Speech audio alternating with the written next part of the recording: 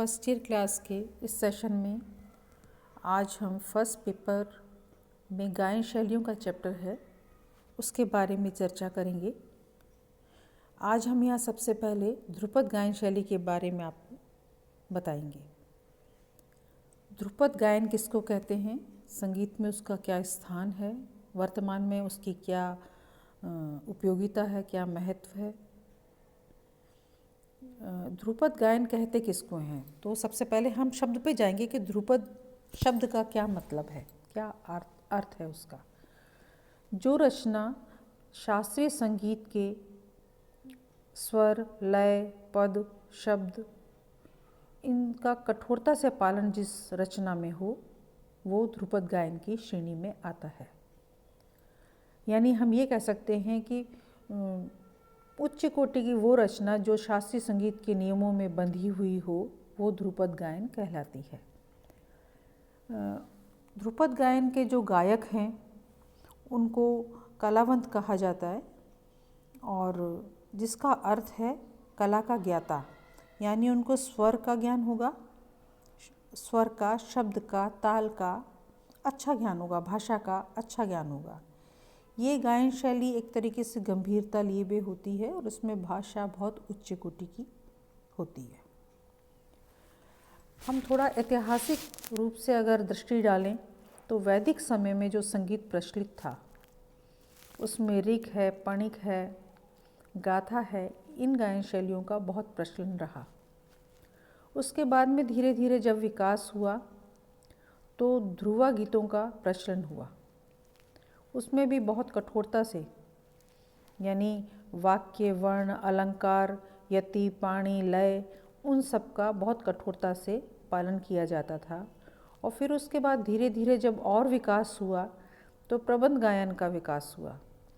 प्रबंध में वस्तु, रूपक ये सब गीत शैलियाँ प्रचार में रहीं। प्रबंध के बाद में ध्रुपद गायन शैली आई जिसका आज तक प्रचार है और ध्रुपद गायन में भी शास्त्रीय नियमों का बहुत कठोरता से अनुपालना होती है।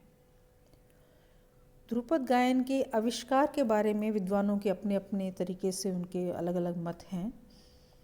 कुछ लोग ध्रुपद शैली को, इसका जो आविष्कार है 15वीं शताब्दी में राजा मानसिंह तोमर के समय का मानते हैं कि राजा मानसिंह के समय में जो उनके दरबारी गायक थे बख्शू जी, उन्होंने इसको जन्म दिया, मतलब इसको प्रचलन में लाए। इसके अलावा बैजू, चरजू, तानसेन ये उनके दरबार में उच्च कोटि के गायक रहे जिन्होंने ध्रुपद पद्धति को जन्म दिया और उसको आगे बढ़ाया। ये गान पद्धति उस समय जनता में भी बहुत ज़्यादा लोकप्रिय थी। रचना के अनुसार अगर इसको हिसाब से देखते हैं तो इस गायन शैली में शब्द प्रधान गायन शैली है ये, जिसमें साहित्यिक भाषा का ज़्यादा प्रयोग होता है। इसकी भाषा उच्च और भावयुक्त होती है, साहित्यिक होती है। कविता जैसे बड़ी कविता है उस प्रकार की होती है और उसमें इन कविताओं के साथ इसमें रस, शब्द, स्वर, ताल इन सब की भी शुद्धता होती है। तभी ये गीत जो है उच्च स्तरीय माना गया है। इसमें भक्ति रस की प्रधानता रहती है वैसे, लेकिन इसके अलावा वीर रस, श्रृंगार, शांत ये रस भी काफ़ी प्रधान रहते हैं। वैसे मुख्यतः देखा जाए बोलियों के हिसाब से, भाषा के हिसाब से, तो संस्कृत भाषा में ये पद काफ़ी सुनने को मिलते हैं, लेकिन इसके अलावा अवधी है, खड़ी बोली है, पंजाबी है, हिंदी है, इन भाषाओं में भी ध्रुपद की रचनाएं हमें मिलती हैं।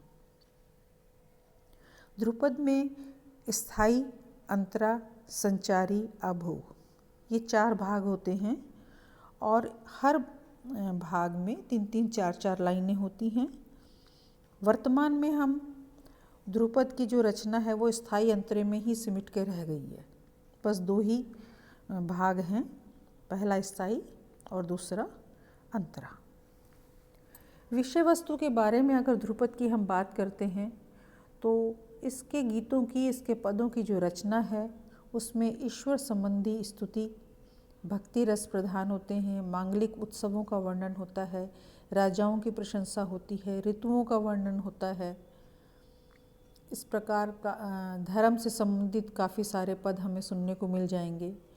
और इन पदों की जो बंदिशें हैं वो श्रुति, स्वर, ग्राम, मूर्छना, इन सब लक्षणों में बंधी हुई होती हैं। मतलब शास्त्रीय संगीत के अनुसार इनकी रचनाएं, कंपोजिशंस, धुनें बनाई जाती हैं। ध्रुपद में सबसे पहले तो मैं आपको ये बताना चाहूँगी कि इसमें भक्ति रस बहुत प्रधान रहा है। ईश्वर की उपासना बहुत प्रधान रही है। जैसे जैसे विकास होता गया, सामाजिक सांस्कृतिक परिवर्तन होते गए, तो ध्रुपदों का जो विषय वस्तु थी वो भी, उसमें भी धीरे धीरे चेंज आए, परिवर्तन आए। और ऋतु में नायक नायिका, इन सब के प्रासंगिक वर्णन भी इसमें बाद में देखने को मिलते हैं। ध्रुपद गायन एक तरीके से सहज शैली नहीं है। इसके लिए गायक को पूर्ण ज्ञान होना ज़रूरी है, यानी साहित्य का भी जितना ज्ञान हो उतना ही स्वर और ताल का भी ज्ञान हो। यह शैली गंभीर गायन प्रकृति की है, इसलिए बहुत ठहराव वाली है। विलंबित लय इसमें यूज़ होती है अधिकतर। और विलंबित लय में भी जैसे चार ताल है, शूल ताल है, तीव्र ताल है, इन सारी तालों का इसमें प्रयोग किया जाता है। पहले प्रारंभ में इसमें मृदंग और पखावज काफ़ी बजाई जाती थी, क्योंकि पखावज धीरे धीरे उसका प्रचलन कम होता गया, तो तबले पर वर्तमान में खुले बाज के साथ में ये गायन शैली की संगत होती है। गायकी इसकी जो है विलंबित लय से ही शुरू होती है और गाने से पहले इसमें नोम तोम के आलाप होते हैं। हम यूँ भी कह सकते हैं जो ये आलाप हैं वो पदों के जो बोल हैं, जैसे हरि है, नारायण है, नोम, इस प्रकार के बोल होते हैं। और गायक गाते गाते इतना ज़्यादा तल्लीन हो जाता है कि नोम, तोम, तानानन, इस प्रकार के भी आलाप उसमें शामिल कर देते हैं। जो इसके आलाप हैं वो बढ़त और उपज अंक से लिए जाते हैं। ये चीज़ आप ध्यान रखिएगा।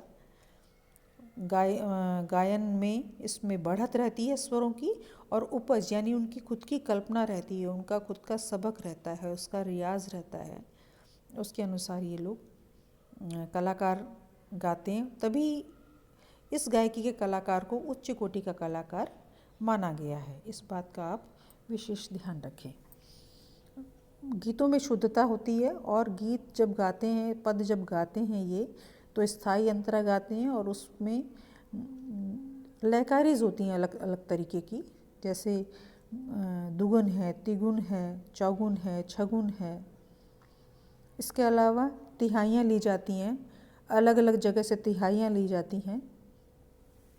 कई बार ये जो क्रियाएं जो होती हैं बहुत चमत्कारिक होती हैं और सौंदर्यपूर्ण होती हैं, मधुर लगती हैं। थोड़ा बहुत भी कोई अगर इसका ज्ञाता है तो वो बहुत ही इसमें relish करता है, इसको एंजॉय करता है, इस गायकी को।